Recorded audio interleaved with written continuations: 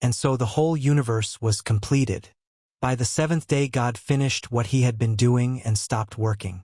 He blessed the seventh day and set it apart as a special day, because by that day he had completed his creation and stopped working.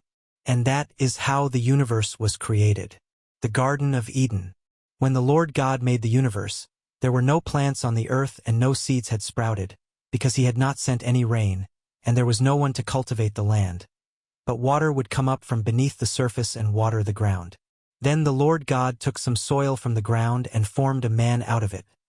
He breathed life-giving breath into his nostrils, and the man began to live. Then the Lord God planted a garden in Eden in the east, and there he put the man he had formed. He made all kinds of beautiful trees grow there and produce good fruit. In the middle of the garden stood the tree that gives life and the tree that gives knowledge of what is good and what is bad.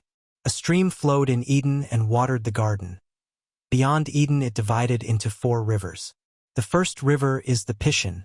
It flows around the country of Havilah. Pure gold is found there, and also rare perfume and precious stones. The second river is the Gin.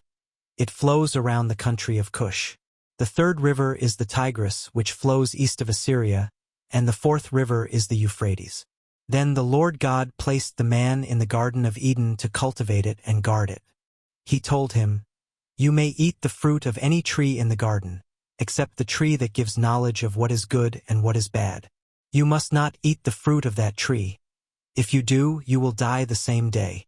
Then the Lord God said, "It is not good for the man to live alone. I will make a suitable companion to help him." So he took some soil from the ground and formed all the animals and all the birds. Then he brought them to the man to see what he would name them, and that is how they all got their names.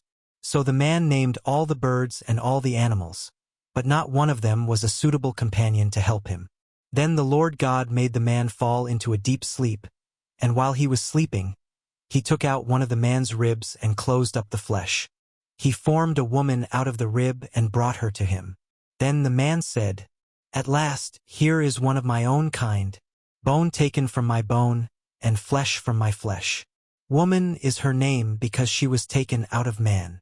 That is why a man leaves his father and mother and is united with his wife, and they become one." The man and the woman were both naked, but they were not embarrassed.